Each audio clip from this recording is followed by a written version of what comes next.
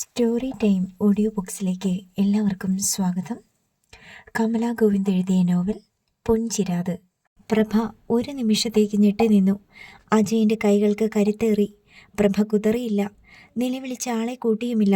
രാത്രിയിൽ കഴിച്ചതിൻ്റെ ആവും. മദ്യത്തിൻ്റെ ഒരു കെട്ടനാറ്റം അയാളിലുണ്ട്. വിട്, ശബ്ദമടക്കി അവൾ പറഞ്ഞു. നീ ബാത്റൂമിലിട്ട് കയറ്. അവൾ എതിർക്കാതെയും ശബ്ദമുയർത്താതെയും ഇരുന്നത് അയാൾക്ക് ധൈര്യമേകി. അവളെ അയാൾ ഡോറിൻ്റെ ഉള്ളിലേക്ക് തള്ളി നീക്കാൻ ശ്രമിച്ചു. അവൾ ബലം പിടിച്ചു. ബഹളം വെക്കല്ലേ മോളെ, നിനക്കെന്ത് വേണേ പറഞ്ഞു, ഈ അജയേട്ടൻ തരും.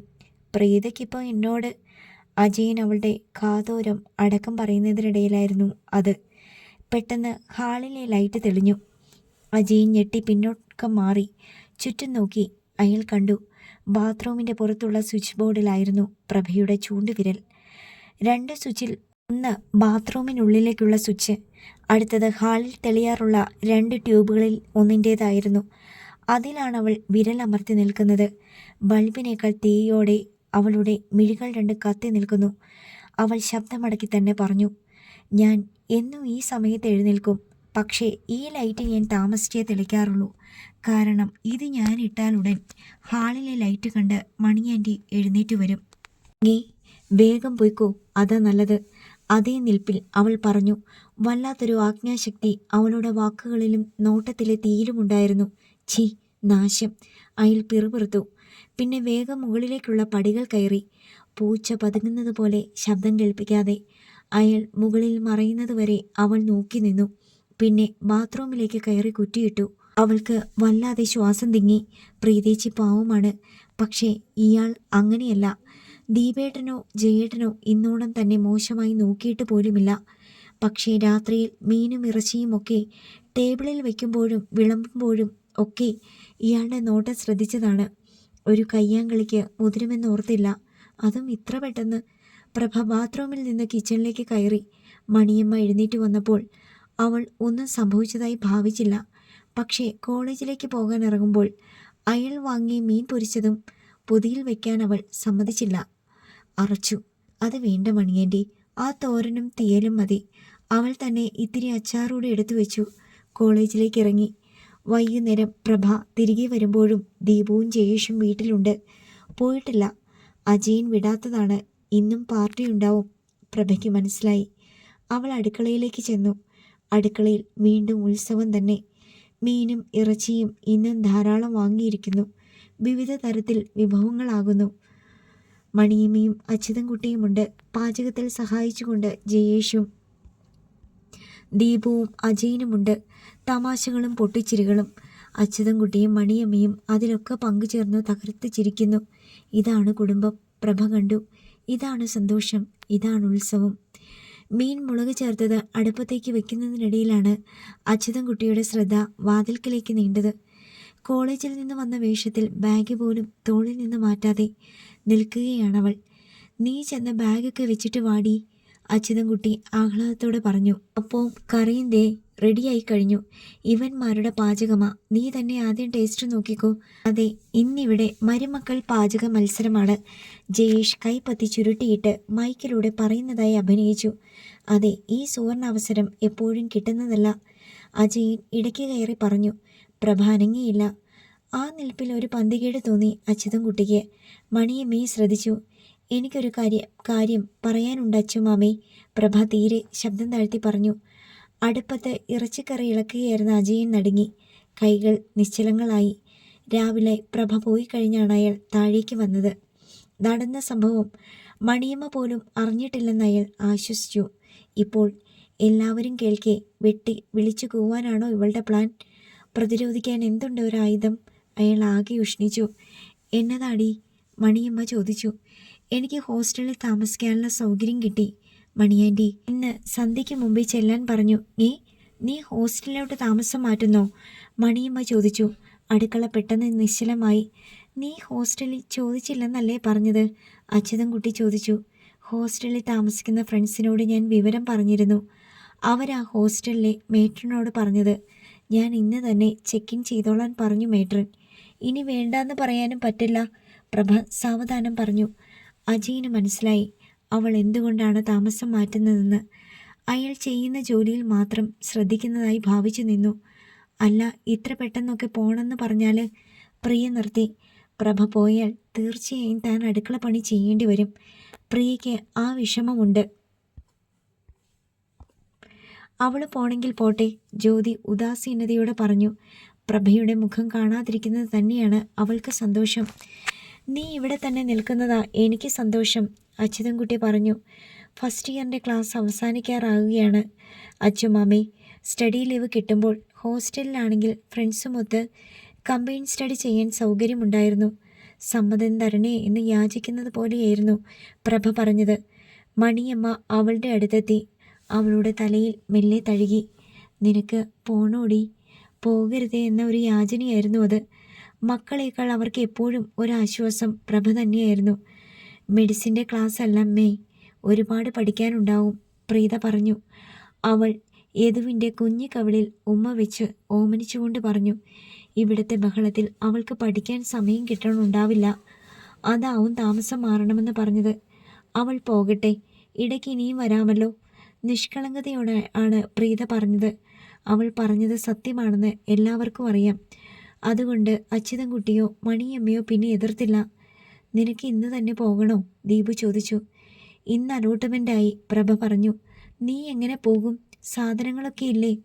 ഒരു ഓട്ടോറിക്ഷ വിളിച്ചു തന്നാൽ മതി. കുറേ ബുക്കും ഡ്രസ്സും മാത്രം കൊണ്ടുപോയാൽ മതിയല്ലോ, അവൾ പറഞ്ഞു. ഓട്ടോറിക്ഷ വിളിക്കണ്ട, ജയേഷ് പറഞ്ഞു. നിന്നെ ഞാൻ കൊണ്ടുപോയി വിടാം. ജയേട്ടന് വേറെ പണിയൊന്നുമില്ലേ? ജ്യോതിക്കത് ഇഷ്ടപ്പെട്ടില്ല. തൽക്കാലം വേറെ പണിയൊന്നുമില്ല. ജ്യോതിയുടെ ഇഷ്ടക്കേട് അറിഞ്ഞ് അത് ചിരിച്ചു തള്ളിക്കൊണ്ടവൻ പറഞ്ഞു. മോളെ, നീ എന്നാൽ കൈ കഴുകിയിട്ട് വാ, കപ്പയും കറിയും ഒക്കെ ഉണ്ട്, കഴിച്ചിട്ട് പോകാം, മണിയമ്മ പറഞ്ഞു. പ്രഭ അതനുസരിച്ചു. കൈ കഴുകി ഡൈനിങ് ടേബിളിനരികിലേക്ക് വന്ന പ്രഭയ്ക്ക് മണിയമ്മ തന്നെ ഒരു പ്ലേറ്റിൽ കപ്പയും ബീഫ് കറിയും വിളമ്പിക്കൊടുത്തു. അജയൻ വാങ്ങിയതാണ് ബീഫ്. പ്രഭയ്ക്ക് അതറിയാം. എങ്കിലും അതവൾ കഴിച്ചു, ധിക്കരിച്ചില്ല.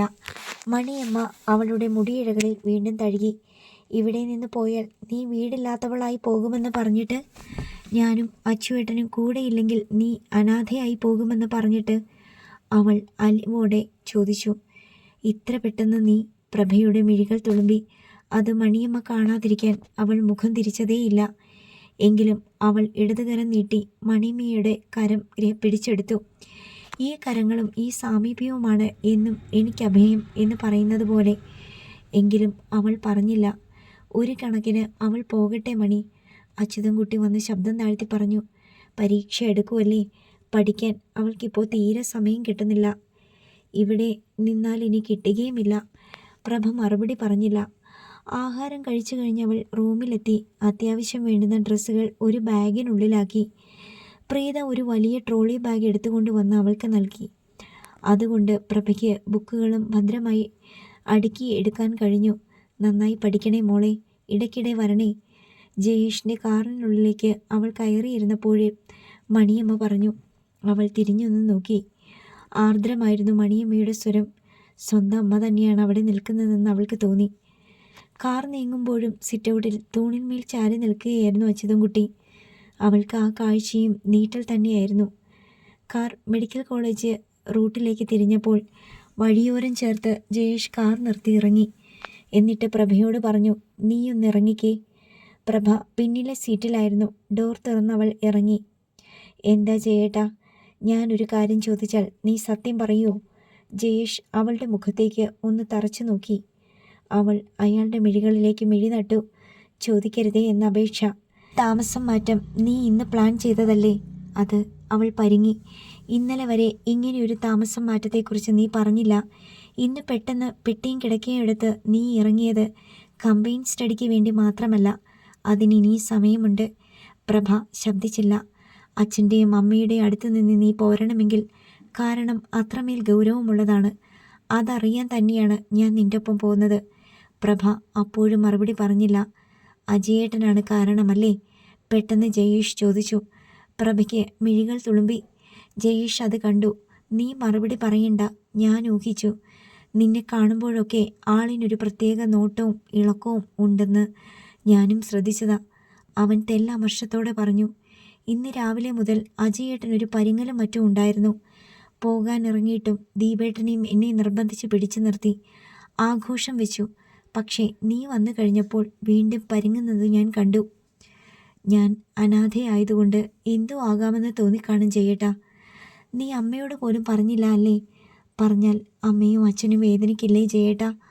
അവർക്ക് എൻ്റെ ഭാഗത്ത് നിൽക്കാൻ പറ്റുമോ? അജയേട്ടൻ്റെ ഭാഗം ന്യായീകരിക്കാൻ പറ്റുമോ?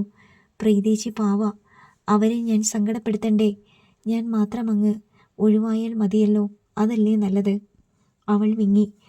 അല്ലെങ്കിലും നിനക്കവിടെ പഠിക്കാൻ തീരെ ടൈം കിട്ടുന്നില്ല. ജ്യോതിയെയും പ്രിയേച്ചിയും എനിക്കറിയാം. പ്രീതേച്ചിയും കുട്ടികളും കൂടി വന്നതോടുകൂടി തീർന്നു നിന്റെ പഠനം. അതൊന്നും സാരമില്ലായിരുന്നു ചെയ്യേട്ടാ, എനിക്ക് സന്തോഷമേ ഉള്ളൂ. പക്ഷേ ഇത് ആരംഭം കണ്ടപ്പോഴേ ഒഴിഞ്ഞു മാറിയാൽ അതല്ലേ നല്ലത്? നിന്റെ തീരുമാനം നന്നായി, ജയേഷ് അല്പം ഗൗരവത്തിൽ തന്നെ പറഞ്ഞു. മല്ലപ്പള്ളി വീട്ടിൽ സൗകര്യമില്ലാത്തതുകൊണ്ട് അജയേട്ടനും പ്രീതേച്ചിയും ഇവിടെ തന്നെ താമസിക്കാനാണ് പ്ലാൻ. നിനക്കത് ഏറെ ബുദ്ധിമുട്ടാവുകയേ ഉള്ളൂ. മാത്രമല്ല ഇക്കുറി പ്രീതേച്ചിയും പിള്ളേരെയും ഇവിടെ നിർത്തിയിട്ട് പോകാനാ പ്ലാനെന്ന് കേട്ടു. അജയേട്ടൻ എഞ്ചിനീയർ അല്ലേ അവിടെ? ഇടയ്ക്കൊക്കെ വന്ന് പോകാലോ. അപ്പോൾ 3 മാസം കഴിഞ്ഞാലും തനിക്കിനി തിരികെ പോകാനും പുതിയോട്ട് താമസം തുടരാനും സാധിക്കില്ലെന്ന് സാരം. അതെ, ഇറങ്ങിയാൽ സ്ഥാനം തീർന്നു എന്നറിയാമായിരുന്നു. അതുകൊണ്ടാണ് ഇതുവരെ പിടിച്ചു നിന്നതും. പക്ഷേ അവൾ നിസ്സഹായതയോടെ നിന്നു. അവളുടെ നിസ്സഹായത ജയേഷിനും മനസ്സിലായി.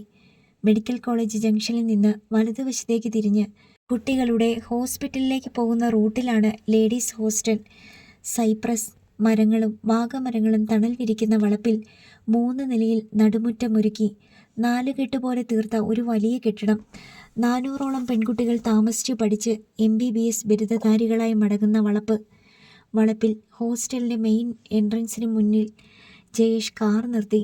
ബാഗുകളുമായി ഇറങ്ങുമ്പോൾ പ്രഭയുടെ മുഖത്ത് നിറഞ്ഞു നിന്നത് അനാഥത്വമായിരുന്നു. ദീനതയോടെ അവൾ പറഞ്ഞു, ജ്യോതി ആൻറ്റിയോട് പറയല്ലേ ജയേട്ടാ. അവളോട് പറഞ്ഞാൽ പിന്നെ ഇത് ആരവം പോലെ ആ വീട് നിറയാൻ ഒറ്റ സെക്കൻഡ് മതി പ്രഭേ. ജയേഷ് ചിരിച്ചു. അതെന്തായാലും വേണ്ട, പക്ഷേ ഒരാളോട് ഞാൻ പറയും. അതാരാണെന്നറിയാവുന്നതുകൊണ്ട് പ്രഭ ശബ്ദം താഴ്ത്തി പറഞ്ഞു. ഞാൻ കലയേട്ടനോട് പറഞ്ഞിരുന്നു. ഓ, വീണ്ടും കലയേട്ടനായോ? അകലാൻ ശ്രമിച്ചപ്പോൾ വിളിയിലും അകലം പാലിച്ചതാ ജയേട്ടാ. പക്ഷേ നീ വിഷമിക്കണ്ട മോളെ, അവൻ നല്ല പയ്യനാ. നിന്റെ എല്ലാ സങ്കടവും തീരും. അവളുടെ മുഖത്ത് പെട്ടെന്നൊരു പ്രകാശം നിറഞ്ഞു, ആത്മവിശ്വാസത്തിൻ്റെ. ജയേഷിൻ്റെ വണ്ടി മടങ്ങുമ്പോൾ അവൾ കൃതജ്ഞതയോടെ ഓർത്തു, ആരോരുമില്ലാത്തവൾക്ക് ദൈവമായി ഓരോ സമയത്ത് ഓരോരുത്തരെ എത്തിക്കും. ജയേട്ടൻ തനിക്ക് സ്നേഹനിധിയായ സഹോദരനാണ്. ബാഗുകളുമായി പ്രഭ എൻട്രൻസിൻ്റെ ഉള്ളിലേക്ക് കയറി. Visiting റൂമിനപ്പുറത്ത് warden ജയലക്ഷ്മിയുണ്ട്. ഇരുനിറത്തിൽ ആഢ്യത്വമുള്ള മുഖം. നീ ഇന്ന് തന്നെ ഇങ്ങെത്തിയോ കൃഷ്ണപ്രഭേ? മുഖം നിറഞ്ഞ ചിരിയോടെ അവർ ചോദിച്ചു. പ്രഭ ചിരിച്ചതേയുള്ളൂ. ദേ, വലത്തേക്ക് തിരിഞ്ഞു ചെന്നോളൂ. കിഴക്കേ ബ്ലോക്കിൽ ഗ്രൗണ്ട് ഫ്ലോറാണ് ഡോർമെട്രി. ശരി മാം. എയർ ബാഗ് തോളിലിട്ട് പ്രീതേച്ചി തന്ന ട്രോളി ബാഗുരുട്ടി ഡോർമെട്രി ലക്ഷ്യമാക്കി വരാന്തയിലൂടെ നീങ്ങുമ്പോൾ പ്രഭ ഓർത്തു, ഇത് തൻ്റെ വഴിത്തിരിവാണോ അതോ മറ്റൊരു ജന്മമോ? Hearty welcome, welcome.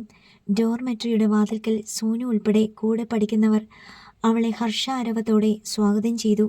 വലിയൊരു ഹാളാണ്. 20 പേർക്കുള്ളതാണ്. 2 വരികളിലായി നെടുനീളത്തിൽ 10 കട്ടിലുകളും ബെഡുകളും. ഭിത്തിയരികിലായി പൊതുവായി ഷെൽഫ്. 20 അറകൾ. ബാത്റൂം ബ്ലോക്ക് മെയിൻ കെട്ടിടത്തിലാണ്. അതാണൊരു അസൗകര്യം. പക്ഷേ സോനുവിന് പോലും അത് അസൗകര്യമായി തോന്നുന്നില്ല. പിന്നെയാണോ തനിക്ക്? പ്രഭ ഉള്ള സൗകര്യത്തിൽ സന്തോഷം കണ്ടെത്താൻ തന്നെ ശ്രമിച്ചു. ആദ്യത്തെ വരിയിൽ അങ്ങേയറ്റത്തെ ഒരു ബെഡ്, അതുമാത്രമായിരുന്നു ഒഴിഞ്ഞു കിടന്നത്. 20ാമത്തെ ആളായി പ്രഭ ആ ബെഡ് എടുത്തു. പിറ്റേന്ന് കൂടെയുള്ള കുട്ടികൾക്കൊപ്പം രാവിലെ പ്രഭയും ക്ലാസ്സിലേക്ക് നീങ്ങി. സോനുവിനോട് മാത്രമേ പ്രഭ സത്യം പറഞ്ഞിരുന്നുള്ളൂ. അവൾ അത് മറ്റാരോടും പറയില്ലെന്ന് പ്രഭയ്ക്ക് ഉറപ്പുണ്ടായിരുന്നു. അതേക്കുറിച്ച് തന്നെ സോനുവിനോട് സംസാരിച്ചുകൊണ്ട് നടക്കുമ്പോഴാണ് അവൾക്കരികിലേക്ക് ഒരു കാർ വന്നു നിന്നത്. ദേടാ നിന്റെ ആള്, സോനു പറഞ്ഞു. പ്രഭയുടെ മുഖം തെളിഞ്ഞു. കലേഷ് അവൾക്കരികിലേക്ക് വന്നു. എങ്ങനെയുണ്ട് ഹോസ്റ്റൽ വാസമൊക്കെ? അവളുടെ മിഴികളിലേക്ക് മിഴി നട്ട് കലേഷ് അവൾക്ക് മുന്നിൽ നിന്നു. സുഖം, ഞങ്ങൾ പൊളിക്കുമല്ലേ, സോനുവാണ് ഉത്തരം പറഞ്ഞത്. അത് കേട്ടാൽ മതി, കലേഷ് നേർത്ത ചിരിയോടെ പറഞ്ഞു. ഇന്നെന്ത്, ഇന്നത്തെ അവസ്ഥയുമായി നന്നായി പൊരുത്തപ്പെട്ട് നീങ്ങുക. നാളെ നല്ലത് മാത്രം. അങ്ങനെ വിശ്വസിക്കുക. അതോടെ എല്ലാ പ്രശ്നവും തീരും കൃഷ്ണ. ഒരു മുതിർന്ന ആൾ പക്വതയോടെ പറയുന്ന വാക്കുകൾ പോലെ കലേഷ് പറഞ്ഞു. പ്രഭയ്ക്ക് ആ വാക്കുകൾ ആശ്വാസം തന്നെയായിരുന്നു. ഇടയ്ക്കിടയ്ക്ക് മണിയാൻ്റിയെ ഒന്ന് തൊടണം, അച്ഛൻ അമ്മയെ കാണണം. അത് പറ്റാത്തതിൻ്റെ സങ്കടേ ഉള്ളൂ, പ്രഭ പറഞ്ഞു. കുറച്ച് ദിവസം കഴിയുമ്പോൾ അതൊക്കെ മാറിക്കോളൂന്ന് സോനു പറഞ്ഞു. പപ്പയും അമ്മയും പിരിഞ്ഞു നിന്നപ്പോൾ ആദ്യമൊക്കെ എനിക്കും ഇങ്ങനെയായിരുന്നു. ക്രമേണ എല്ലാം നമുക്ക് വഴങ്ങും. ആകട്ടെ കൃഷ്ണ, കലേഷ് അല്പകാര്യമായി സംസാരിച്ചു. ഹോസ്റ്റൽ ഫീസും മെസ് ഫീസും ഒക്കെ അടയ്ക്കണ്ടേ? അത് ഹോസ്റ്റൽ ഫീ 50 രൂപയാകൂ മാസം. മെസ് ഫീ കൊടുക്കണം. അതിനു വഴിയുണ്ട് കലേട്ട. അച്യുതൻകുട്ടി വിൽക്കാൻ മടിച്ച് അലമാരയിൽ സൂക്ഷിച്ചിരിക്കുന്ന അമ്മയുടെ ആഭരണം തന്നെയായിരുന്നു അവളുടെ മനസ്സിൽ. മെസ് നടത്തുന്നത് സ്റ്റുഡൻസ് തന്നെയാ, സോനു പറഞ്ഞു. 6th സെമസ്റ്ററിലെ മരിയ ജോസാണ് മെസ് സെക്രട്ടറി. മെനു തയ്യാറാക്കുന്നത് ഞങ്ങൾ സ്റ്റുഡൻസ് തന്നെയാ. നല്ല ഫുഡ് ഐറ്റംസാ. കുക്കിങ്ങിനും മറ്റുമായി 4-5 പേരുണ്ട്. അവരുടെ ചെലവും എല്ലാം കൂടി ഡിവൈഡ് ചെയ്താൽ മാസം 2500-ൽ താഴെ വരൂ കലേഷ്, സോനു വിശദീകരിച്ച് പറഞ്ഞു. കലേഷ് പാൻസിൻ്റെ പോക്കറ്റിൽ നിന്നും പേഴ്സ് എടുത്തു. 25,000 രൂപ അതിൽ നിന്നും എടുത്തവൻ അവൾക്ക് നേരെ നീട്ടി. ഇതാ, മുൻകൂർ അടച്ചോളൂ. ഇത് തീരുമ്പോൾ ഞാൻ ഇനിയും തരും. പ്രഭ വിളറി. വേണ്ട കലേട്ട, പണം അച്ഛൻ അമ്മയുടെ കയ്യിലുണ്ട്. അവൾ സങ്കോചപ്പെട്ടു. ഇല്ലെന്ന് ഞാൻ പറഞ്ഞില്ല, പക്ഷേ ഇതെൻ്റെ സമാധാനത്തിനാ, അവൻ പറഞ്ഞു. അവൾ വാങ്ങിയില്ല. സോനു പ്ലീസ്, അവൻ സോനുവിൻ്റെ നേർക്ക് നീട്ടി. Don't worry Kalesh. സോനു പ്രഭയ്ക്ക് വേണ്ടി ആ പണം വാങ്ങി. ഞാനിത് മരിയ ജോസിനെ ഏൽപ്പിച്ചേക്കാം, അവൾ ബാങ്കിലിട്ടോളും. ആവശ്യത്തിന് മാസാമാസം എടുത്ത് കണക്ക് ക്ലോസ് ചെയ്യും. കലേഷ് പുഞ്ചിരിച്ചു. അത് മതി. അവൻ്റെ കാർ നീങ്ങുമ്പോൾ സോനു മുൻപ് പറഞ്ഞ വാക്കുകളാണ് പ്രഭ ഓർത്തത്. ഏതവസ്ഥയിലും ധൈര്യത്തോടെ കൈ നീട്ടി ചേർത്ത് പിടിക്കാൻ ഒരാൾ. ആ ധൈര്യവും സാന്ത്വനവും ഒരു കാവൽക്കോട്ട തന്നെയാണെന്ന് അവൾക്ക് പൂർണ്ണമായും മനസ്സിലായി. ആരാ സോനു രാവിലെ നിനക്ക് രൂപ തന്നത്? കാറിൽ വന്നിട്ട്. ഉച്ച കഴിഞ്ഞ് അനാട്ടമി ഹാളിലേക്ക് നീങ്ങുന്ന സോനുവിൻ്റെ അടുത്തേക്ക് വന്നിട്ട് ജിമ്മി മാനുവൽ ചോദിച്ചു. 7th സെമസ്റ്ററാണ് Jimmy manual. സോനു എല്ലാ സ്റ്റുഡൻസുമായി നല്ല കമ്പനിയാണ്. അത് കലേഷ്. അതാരാ കലേഷ്? ജിമ്മി വീണ്ടും ചോദിച്ചു. കൃഷ്ണയുടെ റിലേറ്റീവാ, സോനു പറഞ്ഞു. ഹോസ്റ്റൽ ഫീസ് തന്നതാ. I see. ജിമ്മി മാനുവൽ പുഞ്ചിരിച്ചു. അവളോട് യാത്ര പറഞ്ഞു നീങ്ങുമ്പോൾ മൊബൈലെടുത്ത് ജിമ്മി മാനുവൽ വിളിച്ചു. കലേഷിൻ്റെ ഡാഡി ഗംഗാധരനെ. അങ്കിളിൻ്റെ ഊഹം വളരെ ശരിയാണ്. കലേഷ് തന്നെ അവളെ ഹോസ്റ്റലിലേക്ക് മാറ്റി താമസിപ്പിച്ചിരിക്കുന്നത്. അവൾക്കായി പണം ചിലവഴിക്കുന്നതും അവൻ തന്നെ അങ്കിൾ. അപ്പോൾ 25,000 രൂപ ATM-ൽ നിന്നും അവൻ എടുത്തത് അതിനു വേണ്ടി തന്നെയാണല്ലേ? ഗംഗാധരൻ്റെ സ്വരം മുറുകി. ഏസ് അങ്കിൾ, ജിമ്മി പറഞ്ഞു. അതിത് തന്നെയാണ്. 4ാം ദിവസം വൈകുന്നേരം ക്ലാസ് കഴിഞ്ഞ പ്രഭ കോളേജ് വളപ്പിൻ്റെ റോഡിൽ നിന്നും മെയിൻ റോഡിലേക്ക് ഇറങ്ങി ഹോസ്റ്റലിലേക്ക് നടക്കുകയായിരുന്നു. പിന്നിൽ നിന്നും പാഞ്ഞു വന്ന ഒരു കാർ അവളെ തട്ടി മതിലിനരികിലേക്ക് തെറിപ്പിച്ചു. കാർ പാഞ്ഞുപോയി. കലേഷ് കോളേജിൽ തന്നെയായിരുന്നു. ഫൈനൽ സെമസ്റ്ററാണ്. എക്സാം അടുത്തു. അതുകൊണ്ട് ക്ലാസ് ടൈം കഴിഞ്ഞെങ്കിലും പ്രൊജക്റ്റ് ചെയ്യാൻ ഗ്രൂപ്പിലുണ്ടായിരുന്നവരുമായി അതേക്കുറിച്ച് ചർച്ച ചെയ്ത് നിൽക്കുകയായിരുന്നു അവൻ. അപ്പോഴാണ് മൊബൈലിൽ സോനുവിൻ്റെ മുഖം തെളിഞ്ഞത്. അവൻ അറ്റൻഡ് ചെയ്തു. കൃഷ്ണയ്ക്ക്? അവൻ നടുങ്ങിപ്പോയി. ബൈക്കിലാണവൻ കോളേജിലെത്തിയത്. അതിൽ തന്നെ പാഞ്ഞു. സിറ്റിയിൽ ഓഫീസിൻ്റെ വളപ്പിൽ ജയേഷ് അവനെ കാത്തു നിൽക്കുന്നുണ്ടായിരുന്നു. ബൈക്ക് അവിടെ വെച്ചിട്ട് കലേഷ് ജയേഷിൻ്റെ കാറിനുള്ളിലേക്ക് കയറി. അവൻ്റെ പരിഭ്രാന്തി നിറഞ്ഞ മുഖം ശ്രദ്ധിച്ച് ഡ്രൈവിങ്ങിനിടയിൽ ജയേഷ് പറഞ്ഞു. വിഷമിക്കാനൊന്നുമില്ല. നീ വിളിച്ചു പറഞ്ഞപ്പോഴേ ഞാൻ അച്ഛനെ വിളിച്ച് ചോദിച്ചു. കാർ അവളെ തട്ടിയിട്ടു എന്നുള്ളത് നേരാ. പക്ഷേ പേടിക്കാൻ മാത്രം ഒന്നുമില്ല. അച്ഛനും അമ്മയും അവൾക്കരികിലുണ്ട്. പക്ഷേ കലേഷിൻ്റെ മനസ്സ് വല്ലാതെ ഉത്കണ്ഠപ്പെട്ടുകൊണ്ടിരുന്നു. മെഡിക്കൽ കോളേജിൽ അവരെത്തുമ്പോൾ 6:30 കഴിഞ്ഞു. പ്രഭ കാഷ്വാലിറ്റിക്കുള്ളിലായിരുന്നു. ഒബ്സർവേഷൻ റൂമിൽ കണ്ണുമടച്ചു കിടക്കുന്നു. ഇടത് കൈത്തണ്ടയിൽ ഡ്രിപ്പ് ഇട്ടിരിക്കുന്നു. തലയിൽ ഇടത് ചെവിക്ക് മുകളിലായി ബാൻഡേജ് വെച്ച് നെറ്റിക്ക് മീതെ കൂടി വലിയ കെട്ട്. ഇടത് ഭാഗത്ത് ചുരിദാറിന് മീതെ രക്തം വീണ് പടർന്നിരിക്കുന്നു. ശരീരത്തിൽ മറ്റെവിടെയും ബാൻഡേജ് കാണുന്നില്ല. കൃഷ്ണേ, കലേഷ് ചെന്നപാടെ അവളുടെ കൈത്തണ്ടയിൽ തൊട്ടു. ആ വിരൽ സ്പർശം ഉൾഛേദനയെ തൊട്ടതുപോലെ അവൾ മിഴികൾ തുടർന്നു. ഒന്നുമില്ല മോനെ, അച്യുതൻകുട്ടി പറഞ്ഞു. മണിയമ്മയും അരികിലുണ്ട്. തലയിലെ ആ മുറിവേ ഉള്ളൂ. കൂടെ പഠിക്കുന്ന പിള്ളേര് എന്തേ വേണ്ടതെന്ന് ചോദിച്ചും പറഞ്ഞും ഇവിടുണ്ട്. ദേ ഇപ്പം അങ്ങോട്ടിറങ്ങിയതേ ഉള്ളൂ. മുറിവെന്ന് പറയുമ്പോൾ ജയേഷ് ചോദിച്ചു. 10 സ്റ്റിച്ചുണ്ട്, ചതവും ഉണ്ട്. അച്യുതൻകുട്ടി പറഞ്ഞു. സ്കാൻ ചെയ്യുകയോ മറ്റോ ചെയ്തോ? ജയേഷ് വീണ്ടും ചോദിച്ചു. ഞങ്ങൾ വരുമ്പോൾ അതൊക്കെ കഴിഞ്ഞായിരുന്നു മോനെ, മണിയമ്മ തുടർന്നു. അമ്മ എങ്ങനെ അറിഞ്ഞു? കൂടെ പഠിക്കുന്ന പിള്ളേര് വിളിച്ചു പറഞ്ഞതാ. വണ്ടി തട്ടിയിട്ട് നിർത്താതെ പോയി. പ്രഭ റോഡിലേക്ക് വീണ കിടക്കുമായിരുന്നു. കൂടെ പഠിക്കുന്ന പിള്ളേരൊക്കെ പുറകെ വരുന്നുണ്ടായിരുന്നു. അവരാ ഹോസ്റ്റലിലാക്കിയേ. അവർ പെട്ടെന്ന് ടെസ്റ്റുകളൊക്കെ ചെയ്തു. ഞങ്ങൾ വരുമ്പോൾ ഇവിടെ ഉണ്ട്, മണിയമ്മ പറഞ്ഞു. മോൻ എങ്ങനെ അറിഞ്ഞു? ജ്യോതി പറഞ്ഞോ? ആ, ജയേഷ് വെറുതെ തലയാട്ടി. ഹായ് കലേഷ്. പെട്ടെന്ന് സോനു കയറി വന്നു. കൂടെ സോജയുമുണ്ട്. സിനാജും അജ്മൽ റഷീദുമുണ്ട്. കലേഷ് ചിരിച്ചെന്ന് വരുത്തി. എപ്പോ വന്നു? സോനു വീണ്ടും ചോദിച്ചു. വന്നതേയുള്ളൂ. ഡോക്ടർ കുറച്ച് മെഡിസിൻ കുറിച്ചായിരുന്നു, ഞങ്ങളത് എടുക്കാൻ പോയതാ, സോജ പറഞ്ഞു. അപ്പോഴാണ് പ്രഭയുടെ മിഴികളിലേക്ക് അജ്മൽ നോക്കിയത്. നനഞ്ഞിരിക്കുന്നു. Hey U. അജ്മൽ അവളുടെ തോളിൽ മെല്ലെ തട്ടി. നിനക്കൊന്നുമില്ലടി, ഞങ്ങളല്ലേ ഇവിടെയുള്ളത്. ഒന്നും വരില്ല. ഞങ്ങൾ റൂമിലേക്ക് പോലും പോകില്ല, പോരെ? അവൾ ചിരിക്കാൻ ശ്രമിച്ചു. വണ്ടി ഏതാന്ന് മനസ്സിലായോ? ജയേഷ് ചോദിച്ചു. മനസ്സിലായില്ല, സിനാജ് പറഞ്ഞു. പോലീസിൽ റിപ്പോർട്ട് ചെയ്തിട്ടുണ്ട്. ഇവൾക്ക് പിന്നാലെ വന്ന കുട്ടികൾ പറഞ്ഞത് ഒരു ബ്ലാക്ക് എൻഡോവർ ആണെന്നാ. നമ്പർ മറ്റോ? അവൾ വീഴുന്നത് കണ്ടതോടെ നമ്പറൊക്കെ നോക്കാൻ അവളും വിട്ടു. ഡോൺ വറി, ആ വണ്ടി ഏത് കൊമ്പത്തെ മന്ത്രിയുടെ ആണെങ്കിലും ഞങ്ങൾ പൊക്കും, സിനാജ് വെല്ലുവിളിച്ചു. അല്പസമയം കൂടി അവർ ഇരുന്നു. പ്രഭയ്ക്ക് മെഡിസിൻ കൊടുക്കേണ്ട വിധമൊക്കെ മണിയമ്മയ്ക്ക് വിവരിച്ചു കൊടുത്തു. എന്നിട്ടാണ് അവർ യാത്ര പറഞ്ഞത്. ഏന്തിയാണെങ്കിലും എല്ലാ കാര്യത്തിലും ഉത്സാഹിച്ച് അവർക്കൊപ്പം സോനു നീങ്ങി. നല്ല സ്നേഹമുള്ള കൊച്ചുങ്ങള്, മണിയമ്മ പറഞ്ഞു. കലേഷ് പ്രഭയുടെ കൈത്തലം പിടിച്ചെടുത്തു. അവളുടെ മുഖത്തേക്ക് നോക്കി. അവളുടെ മുറിവിൻ്റെ വേദനയത്രയും അവൻ്റെ മുഖത്തും മിഴികളിലും ഉണ്ടെന്ന് തോന്നിച്ചു. എനിക്കൊന്നുമില്ല കലേഷേട്ടാ, അവൾ മന്ത്രിച്ചു. റോഡിലൂടെ നടക്കുമ്പോൾ അല്പമൊക്കെ ശ്രദ്ധിക്കണ്ടേ? സ്നേഹം തുളുമ്പുന്ന ശാസനയായിരുന്നത്. ഞാൻ ശ്രദ്ധിച്ച കലേഷേട്ട നടന്നത്. റോഡിൻ്റെ സൈഡിലൂടെയായിരുന്നു. ആ കാർ ഓവർടേക്ക് ചെയ്ത് വന്നതാണെന്ന് തോന്നുന്നു. തീർന്നെന്നാ ഞാൻ ഓർത്തത്. പക്ഷേ തീരില്ല. ഞാൻ അങ്ങനെ തീരില്ല കലേഷേട്ടാ. പ്രഭയ്ക്ക് ഉള്ളു തുളുമ്പി. കാരണം ഞാൻ എൻ്റെ അച്ഛനെയും അമ്മയും കണ്ടു. അവരാ എന്നെ പിടിച്ചത്. വീഴാതെ അവരുടെ മടിയിലാണ് ഞാൻ കിടന്നത്. ഇവള് ഞങ്ങളോടും അങ്ങനെ തന്നെ പറഞ്ഞു. സമയത്ത് ദൈവം രക്ഷിച്ചു, അച്യുതൻകുട്ടി പറഞ്ഞു. ദൈവം എന്നൊക്കെ പറയുന്നത് ഇതൊക്കെയാ അച്ചുവേട്ടാ, മണിയമ്മ പറഞ്ഞു. ദൈവം അത്ഭുതം കാട്ടിയത് വേണുവിൻ്റെയും സുധയുടെയും രൂപത്തിലായിരിക്കും. അമ്മയും അച്ഛനും പോകുന്ന സ്ഥിതിക്ക് വീട്ടിലാരാ? ജയേഷ് ചോദിച്ചു. പ്രീതേച്ചിയും പിള്ളേരും ഉള്ളതല്ലേ, അതാ ചോദിച്ചത്. ആരൊക്കെ ഉണ്ടെങ്കിലും ഇവൾക്കൊരാപത്ത് വരുമ്പോൾ എനിക്ക് അവിടെ നിൽക്കാൻ പറ്റുമോ മോനെ? ഇവൾ അവിടെ നിന്ന് പോകുന്നതിൻ്റെ മുഴുവൻ നഷ്ടവും മണിക്കാം, അച്യുതൻകുട്ടി പറഞ്ഞു. ജയേഷിന് കാര്യം മനസ്സിലായി. മെഡിക്കൽ സ്റ്റുഡൻസിന് എന്തെങ്കിലും ട്രീറ്റ്മെൻറ്റ് ആവശ്യം വരുമ്പോൾ ഉപയോഗിക്കാൻ ഒരു പ്രത്യേക യൂണിറ്റ് ഉണ്ട്. രാത്രിയിൽ തന്നെ പ്രഭയെ ആ റൂമിലേക്ക് മാറ്റി. എല്ലാ സൗകര്യങ്ങളുമുണ്ട്. ആ റൂമിലേക്ക് മാറ്റിക്കഴിഞ്ഞാണ് കലേഷും ജയേഷും മടങ്ങിയത്.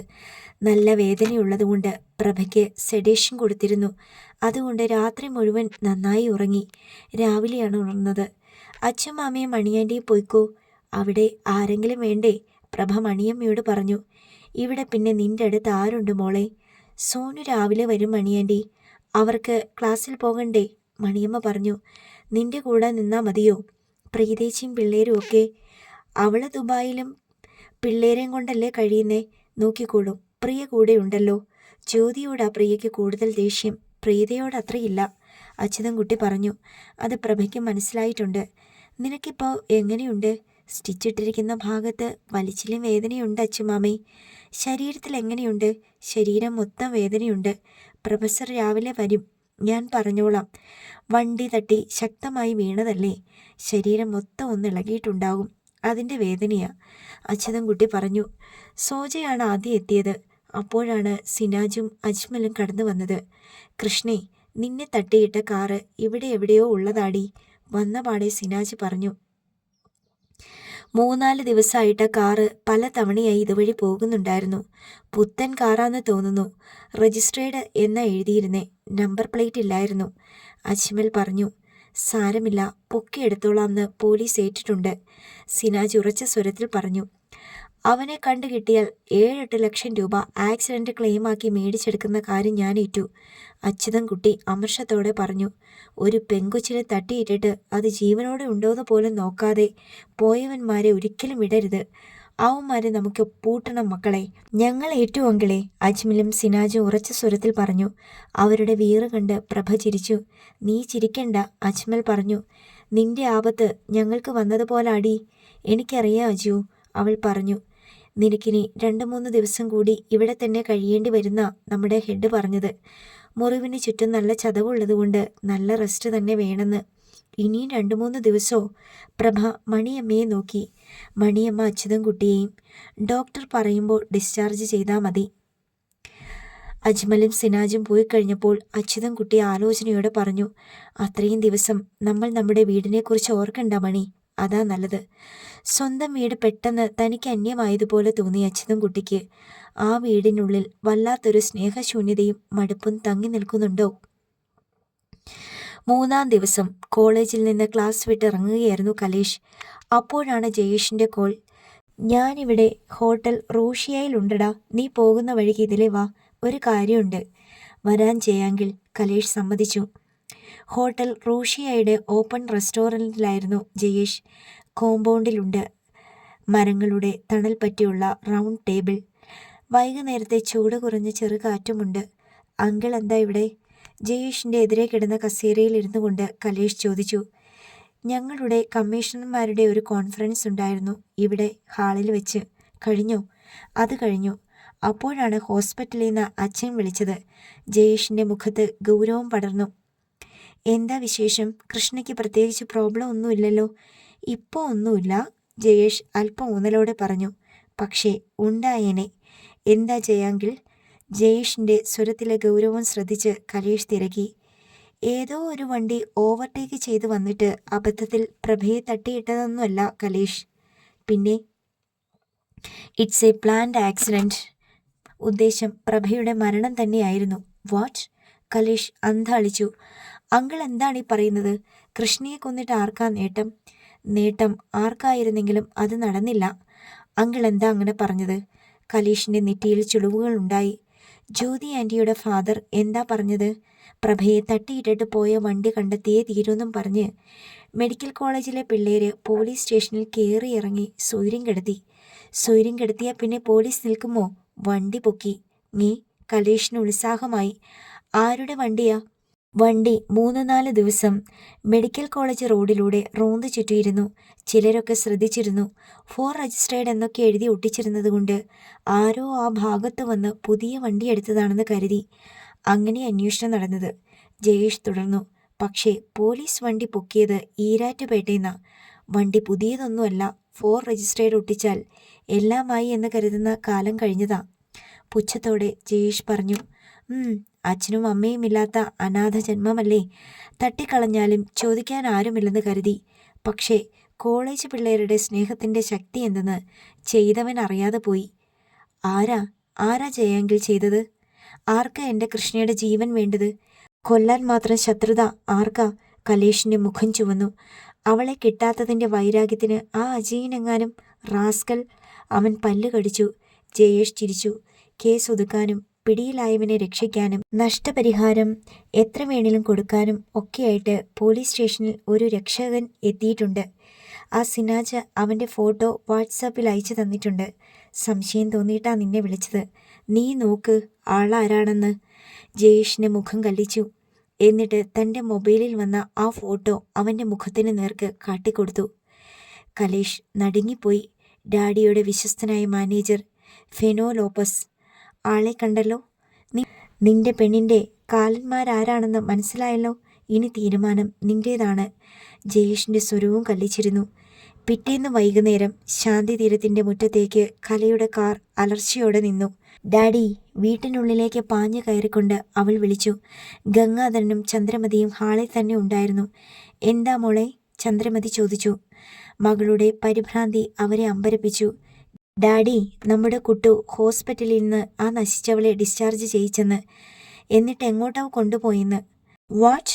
ഗംഗാധരൻ്റെ നെഞ്ചിലേക്ക് ഒരു തീക്കട്ട വീണു. അടുത്ത ഭാഗം നാളെ.